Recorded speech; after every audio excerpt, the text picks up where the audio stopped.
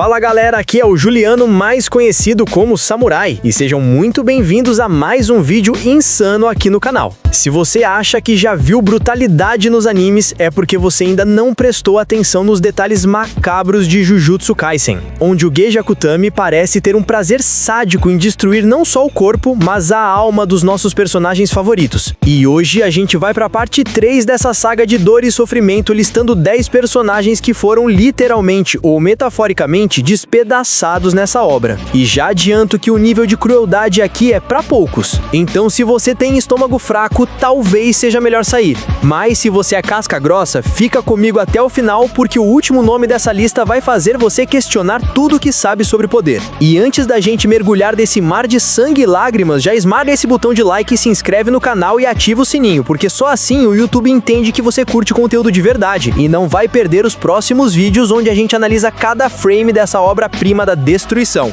Bora lá começar com o personagem que representava a esperança de uma vida normal no meio do caos, o Kokishi Muta, ou como a gente conhecia melhor, o Mekamaru. Cara, a história dele é a definição de tragédia grega. O maluco passou a vida inteira sentindo dor. A pele dele queimava com a luz do sol, o corpo era frágil como vidro, e ele daria qualquer coisa para ter um corpo saudável e poder andar ao lado dos amigos dele em Kyoto. E quando ele finalmente consegue isso através de um pacto arriscado com o Mahito, ele ganha aquele corpo perfeito, cheio de cicatrizes, mas funcional, e a gente sente aquela pontinha de esperança, achando que ele vai conseguir se reencontrar com a Miwa, que ele vai conseguir viver aquele romance que estava subentendido. Mas o Geiji não perdoa. O Mekamaru entra no robô gigante dele, o Ultimate Mekamaru modo absoluto, e trava uma batalha insana contra o Mahito. E aqui a gente vê o quão genial ele era. Usando anos de energia amaldiçoada acumulada, ele consegue pressionar o Mahito de um jeito que poucos conseguiram. Ele usa mísseis de energia, ele usa estratégia, ele usa tudo que tem. E por um breve momento a gente realmente acredita que ele vai vencer e vai conseguir avisar o Gojo sobre o plano de Shibuya. Mas aí vem o banho de água fria, ou melhor, o banho de transfiguração, porque o Mahito é aquele vilão que evolui na pressão. E quando o Mekamaru acha que finalizou o combate, o Mahito os empreende e despedaça o robô de dentro pra fora. E a cena da morte dele é de partir o coração, porque ele não morre instantaneamente. Ele morre vendo a esperança se esvair. Ele morre tentando contatar a Miwa, tentando proteger ela mesmo depois de morto, através daquele mini dispositivo que ficou na espada dela. E quando a gente vê a Miwa chorando no trem, sentindo que o Kokishi se foi, ali a gente entende que em Jujutsu Kaisen, sonhos são feitos para serem esmagados. O corpo dele foi destroçado dentro daquele cockpit, mas o que foi realmente despedaçado foi o futuro que ele nunca teve a chance de viver. E isso já dita o tom do que vem por aí, porque se o Mekamaru, que tinha um robô gigante, não tancou, imagina quem tá indo no soco limpo. E falando em soco limpo e resistência, a gente precisa falar de um dos pilares da obra que teve um fim que até hoje me dá calafrios, só de lembrar. Kento Nanami, o assalariado de grau 1, o cara que só queria se aposentar e ler um livro numa praia na Malásia. A trajetória do Nanami em Shibuya é a definição de resistência humana. O cara tava lutando desde o minuto 1, ele enfrentou maldições de nível especial,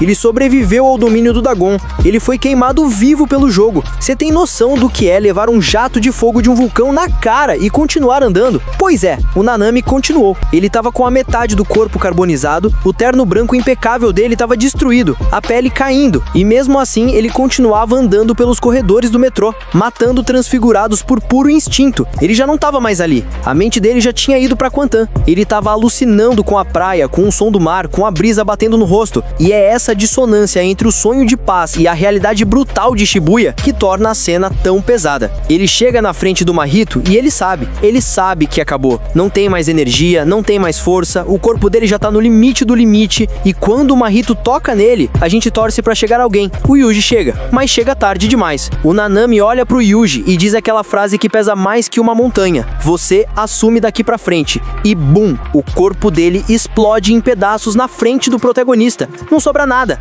só sangue e o facão dele caindo no chão. O Nanami não foi só morto, ele foi humilhado, fisicamente destruído na frente do aluno que ele tentou proteger o tempo todo. E essa morte simboliza o fim da racionalidade em Jujutsu, porque o Nanami era a lógica, ele era o adulto adulto responsável. E quando o adulto responsável é explodido em pedaços, a mensagem é clara: as crianças estão sozinhas e o mundo acabou de ficar muito mais perigoso. E se você acha que isso foi o fundo do poço, espera, porque a lista só tá começando. E o próximo nome vai te mostrar que laços de sangue em Jujutsu só servem pra sangrar mais. Continuando nossa descida ao inferno pessoal de cada personagem, a gente precisa falar de um clã que é especialista em criar monstros e destruir vidas. O clã Zenin, e especificamente sobre a Mai Zenin. Muita gente não dava nada pela Mai. Achava ela chata, arrogante, que só sabia reclamar da Maki. Mas a verdade é que a Mai era uma vítima daquele sistema podre. Ela nunca quis ser feiticeira. Ela só queria viver uma vida normal, colhendo flores ou sei lá, fazendo qualquer coisa que não envolvesse maldições. Mas ela foi arrastada para esse mundo porque a Maki saiu, e o clã exigia que ela ficasse para sofrer no lugar da irmã. E o ápice da tragédia da Mai acontece quando elas voltam para casa do Zenin e são jogadas numa sala cheia de maldições pelo próprio pai, o Old Zenin,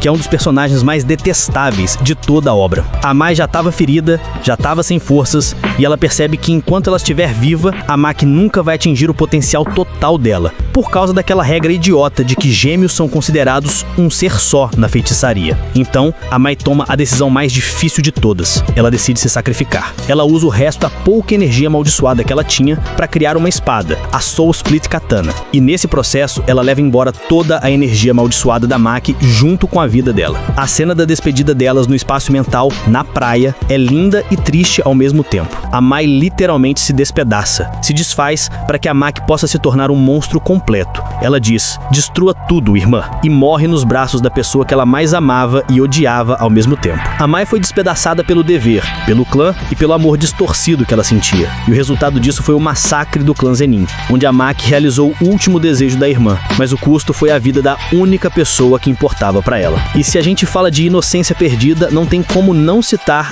a Nobara Kugisaki. Cara, essa aqui doeu na alma de todo mundo. A Nobara era a alma do trio. Ela trazia aquela energia caótica e confiante. Ela estava lutando contra o Mahito e estava indo bem. Ela estava conseguindo causar dano na alma dele com a ressonância. Ela estava confiante de que podia vencer, ou pelo menos segurar as pontas até o Yuji chegar. Mas o Mahito é traiçoeiro. Ele troca de lugar com o clone e pega a Nobara com a guarda baixa. Um toque, um simples toque no rosto, e a gente vê o tempo parar. A gente vê o flashback da vida dela, da Saori, da vila, das cadeiras vazias. E a gente pensa: não, o Geg não vai fazer isso. Ele é protagonista, ela não pode morrer. Mas aí, a gente ouve o estouro e vê o olho dela voando, parte do rosto dela sendo arrancada, e ela caindo fria no chão na frente do Yuji, que já estava quebrado pela morte do Nanami. Ver a Nobara caída com um buraco na cara foi o golpe de misericórdia na sanidade do Yuji. Naquele momento, ela foi despedaçada fisicamente, mas o impacto foi despedaçar o espírito do Yuji. A Nobara representava a alegria, a vaidade, a vida vibrante, e ver isso sendo apagado de forma tão brutal e repentina, sem cerimônia, sem discurso de despedida longo, só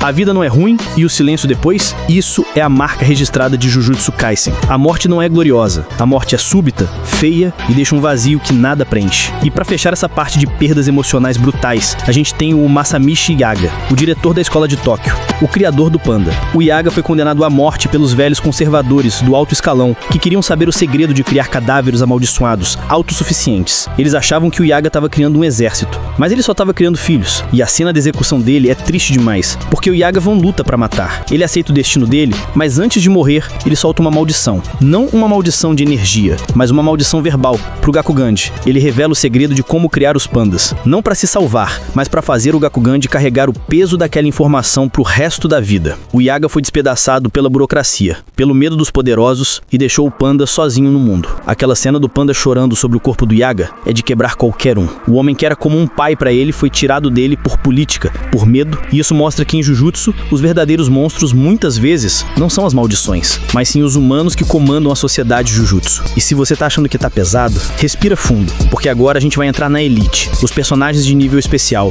que também não escaparam da guilhotina do Geg. Agora a gente entra no território dos pesos pesados, onde o poder é imenso, mas a queda é ainda maior. Vamos falar da Yuki Tsukumo, a única mulher de grau especial, uma das feiticeiras mais fortes da história, que tinha uma ideologia de livrar o mundo da energia amaldiçoada. A luta dela contra o Kenjaku foi hypada por anos. A gente queria ver do que ela era capaz, e ela não decepcionou. Ela mostrou o poder do Star Raid de adicionar massa virtual aos golpes dela. O Garuda, transformado numa ferramenta de destruição em massa. Ela quebrou os braços braços do Kenjaku. Ela destruiu o Ganesha, ela estava amassando o vilão. Mas Jujutsu Kaisen é cruel e o Kenjaku tinha o roteiro do lado dele. Ou melhor, a técnica antigravidade da Kaori Itadori, que foi o counter perfeito pro buraco negro. No final, a Yuki estava toda arrebentada, cortada ao meio na região da cintura, mas ela não desistiu. Ela decidiu levar o Kenjaku junto com ela e criou um buraco negro real, usando o próprio corpo como combustível. Cara, você tem noção disso?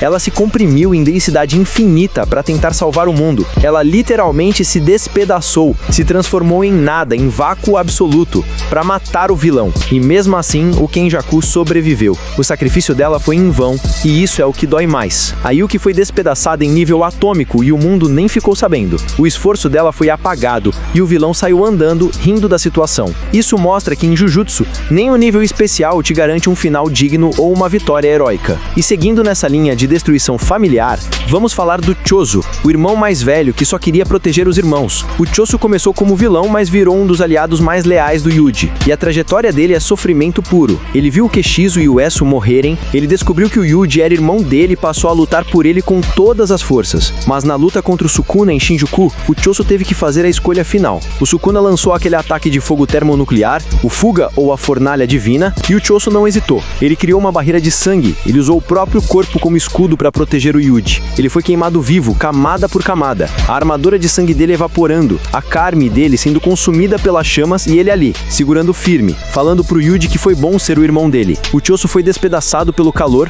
pelo fogo do Rei das Maldições, mas ele morreu sorrindo porque ele cumpriu o propósito dele, que era proteger o irmãozinho. Essa morte despedaçou o coração de todo mundo, porque o Choso merecia um final feliz. Ele merecia viver tranquilo com o Yuji, mas o gag não permite felicidade para quem ama demais. E não podemos esquecer da Tsumiki Fushiguro, a irmã do Megumi que era a razão dele ser feiticeiro, a razão dele querer salvar pessoas boas. A gente passou a obra inteira esperando o Megumi salvar ela do Kalin Game. A gente juntou pontos, a gente fez estratégias, o time todo se mobilizou e quando finalmente chega a hora de resgatar ela, a gente descobre que ela já tinha ido embora faz tempo, que o corpo dela foi tomado pela Yorozu, uma feiticeira antiga obcecada pelo Sukuna. Aquele momento em que a Tsumiki se revela como Yorozu foi o momento em que o Megumi foi despedaçado por dentro. A esperança dele quebrou como vidro. E o pior veio depois. O Sukuna, usando o corpo do Megumi, mata a Yorozu com a técnica das 10 sombras, só para afundar a alma do Megumi na escuridão. O corpo da Tsumiki foi destruído pela técnica do próprio irmão. A alma dela foi apagada, sem nem ter a chance de dizer adeus. A Tsumiki foi despedaçada duplamente. Teve o corpo roubado e depois destruído pelo irmão que tentou salvar ela. A tragédia dos Fushiguro é uma das coisas mais cruéis que eu já vi e serve para mostrar que o destino em Jujutsu é uma piada de mau gosto. E agora prepara o coração porque a gente vai pro final. A gente vai falar daqueles que desafiaram os deuses e pagaram o preço mais alto possível. Chegamos na reta final e aqui a brutalidade atinge níveis cósmicos. Vamos falar do deus do trovão, Hajime Kashimo, o cara que viveu e reviveu só para lutar contra o Sukuna. O Kashimo guardou a técnica amaldiçoada dele a vida toda, a besta mítica âmbar, que reescreve o corpo dele para se adaptar a qualquer fenômeno elétrico, mas que tem um custo. O corpo dele se desfaz depois do uso. Ele sabia que era uma técnica suicida, mas ele não ligava. Ele queria testar a força dele contra o mais forte. Ele pula na arena depois que o Gojo cai e ativa o modo Deus do Trovão. Ele acerta uns golpes, ele obriga o Sukuna a reencarnar na forma original, mas aí a diferença de poder fica clara. O Sukuna na forma verdadeira é um monstro de outro mundo. Ele lança uma rede de cortes de desmantelar que literalmente transforma o Kashimo em cubinhos. Foi uma morte rápida, brutal e humilhante. O Kashimo, que era considerado o mais forte da era dele, foi fatiado como se fosse sashimi, ou aflado, como a comunidade diz. Ele foi despedaçado pela própria ambição e pela diferença abismal de poder entre um feiticeiro de elite e o Rei das Maldições. Não sobrou nada para contar a história. E agora a gente precisa falar dele, o mais forte, ou intocável, Satoru Gojo. A batalha dele contra o Sukuna foi o evento mais aguardado dos animes. A batalha dos mais fortes. O Gojo estava dominando. Ele acertou o vazio roxo, ele fritou o cérebro do Sukuna, ele estava dando uma surra no Rei das Maldições. A gente estava hypado, gritando Gojo venceu. O próprio narrador disse, Gojo venceu. E aí vira a página e a gente vê o Gojo no aeroporto, conversando com o Geto, conversando com o Nanami, e a gente fica sem entender nada. O que está acontecendo? É um flashback? É um sonho? E quando volta para a realidade, a gente vê a imagem que quebrou a internet. O corpo do Satoru Gojo cortado ao meio da cintura para baixo, em pé, e o tronco caído no chão. O Sukuna adaptou o corte dele para cortar não só o Gojo, mas o espaço, o mundo, a própria existência, o tal do corte que divide o mundo. O Gojo, que tinha um infinito, que nada podia tocar, foi tocado e foi partido em dois. Ele foi despedaçado no auge da confiança, no momento em que ele achava que tinha vencido. E a morte do Gojo não despedaçou só ele, despedaçou a sociedade Jujutsu inteira, despedaçou a gente que lia o mangá. Foi um choque de realidade brutal. O pilar que sustentava o mundo caiu, e caiu feio, sangrando no chão, enquanto o Sukuna elogiava ele, dizendo que nunca ia esquecer dele. O Gojo morreu sem arrependimentos, segundo ele, mas deixou um caos absoluto para trás. Os alunos dele tendo que enfrentar o monstro que matou o sensei deles. O Gojo foi a prova final de que em Jujutsu Kaisen ninguém é imortal, ninguém tá a salvo, e o título de mais forte é só um convite para uma morte mais violenta ainda. E é isso, galera. Essa lista de personagens despedaçados mostra que o Gege Akutami não tem coração. Ele constrói personagens incríveis, faz a gente se apaixonar por eles e depois tritura eles na nossa frente sem dó nem piedade. Mas é isso que faz Jujutsu Kaisen ser tão impactante. A gente nunca sabe quem vai ser o próximo e o medo real. Se você curtiu esse vídeo e essa análise profunda sobre as mortes mais brutais de JJK, não esquece de deixar o like porque deu trabalho para fazer. Se inscreve no canal se ainda não for inscrito para não perder a parte 4, onde a gente pode falar de quem sobreviveu ou de quem ainda vai de base. E comenta aí embaixo qual dessas mortes te deixou mais despedaçado por dentro. Foi a do Nanami? Foi a da Nobara? Ou foi o choque do Gojo? Quero saber a opinião de vocês. Então é isso, galera. Eu sou o Juliano Samurai, vou ficando por aqui, um forte abraço e até o próximo vídeo. Valeu!